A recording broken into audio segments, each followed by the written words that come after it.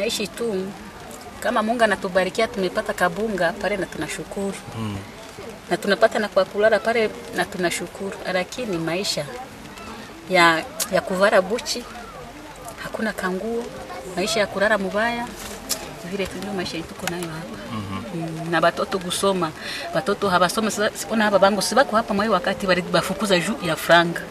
Unakosa cha kubapatia bana kumasomo banakuliza franga, banakuliza leta franga ndio watoto basome. Lo más gordo de la miseria es que la miseria, además de no dar de dar carencias de alimentación, de sanidad, de educación, en fin, ¿no? La pobreza, digamos, material, cómo la miseria hace a los hombres y mujeres miserables, cómo se van poco a poco degradando, o sea, perdiendo dignidad, ¿no? Yo eso lo veía incluso entre mis profesores, ¿no? Pero también porque en un campo eres una persona dependiente que está recibiendo. Eso bueno, como la dependencia hace que pues, yo les decía muchas veces en mis reuniones con los maestros, les empujaba a mantenerse dignos, porque la dependencia, la falta de horizonte, la desesperación genera unos mecanismos de autodestrucción de la personalidad, ¿no? De indignidad. Mzee unasemaje? Mzuri patrón. Yamo papa. Uko bien? Tuko tu. Sawa sawa. Tuko kabisa. Unaishi wapi? Na nimeishi hapa kwa hiyo. Nimeishi hapa kwa hiyo. Jambo mama. Habari. Wao uko Mbuti? Hapana. Wao uko Mbuti. Nashinda wapi? Sawa sawa. Sawa. Tunaona uko tumure mfupi na shamba labda papa ni Mbuti au uko Mbuti. Hapana chef. Sawa. Hapana. Asante. Nimeishi na kenda ndio ile. Uko na bibi na watoto? Ndio chef. Kuna watoto. Bibi watoto ngapi? Watoto 3 na mimi 4 na mama yake 5. Ulitokea wapi? Natokea Saki. Saki. Ndio chef. Hapa Saki hapa. Hapa Saki. Kuvilima mbali. Saki ngambo gani? Kingi, Kabati wapi? Hapa Saki. Malehe. Mambo za Malehe. Uko Mwaika tangeso gani? Uko Mkanda ngeme. Ushafanya miaka ngapi Mwaika? Hapa. Miaka 2. Miaka 2. Kama ana miezi. Miaka 2. Pole sana. Nimemaliza mwaka moja na miezi 4. Miaka 2. Sasa ile ingine nilishaka sitashaka. Silishaka ni tuko mgongo. Wale tukamataka ni tumefunga kwa miezi 2. Kamera. Sawa sawa. Sasa sawa baba. Nikuko kwa amani. Ndio chef. Akuya kwa amani. Hakuna. Siko bana baba biana bayi. Ana babe. Wewe mzazi na baba. Pole. Sawa, asante. Les filles sont beaucoup exposées. Compte tenu de leurs conditions de vie, elles sont beaucoup exposées. Parce que bon, elles sont tentées d'aller chercher ailleurs, quoi. Chercher la vie ailleurs. Par exemple, à la maison, il y a une cuvette de farine. Ils sont au nombre de, je ne sais pas, 5 ou 6 personnes. Ils mangent une fois par jour. Il suffit qu'ils trouvent un garçon qui lui donne même un petit morceau de canne à sucre. Et il cède facilement.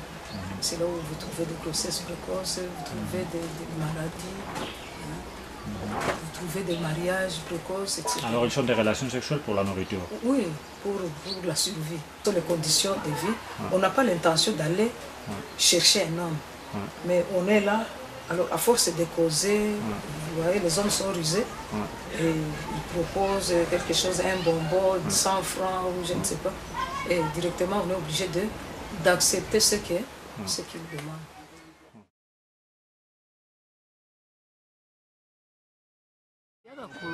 Vita. Wanatokea kule nini mungambo za nani za Bunagana.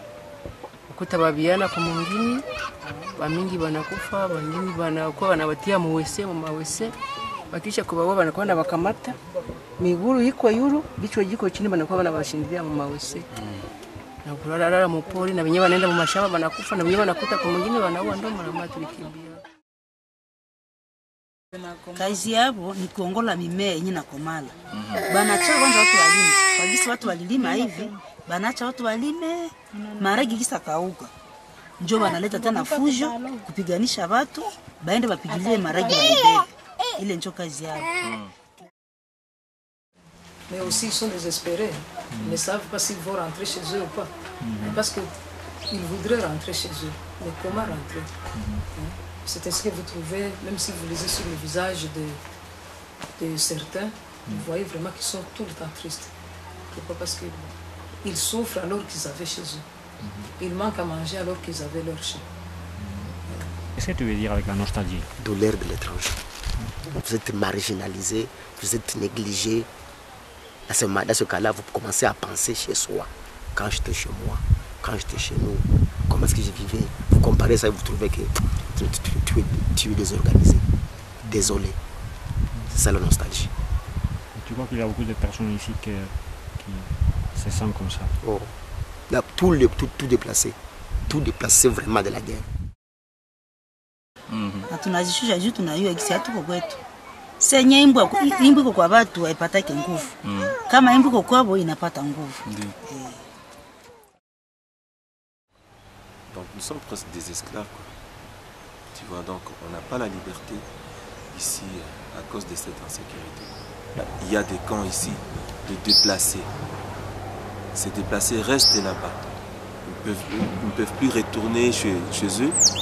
Ils ne peuvent plus cultiver. Donc ils sont cloués quelque part. Et ils ne sont pas libres. Tu vois? Et alors?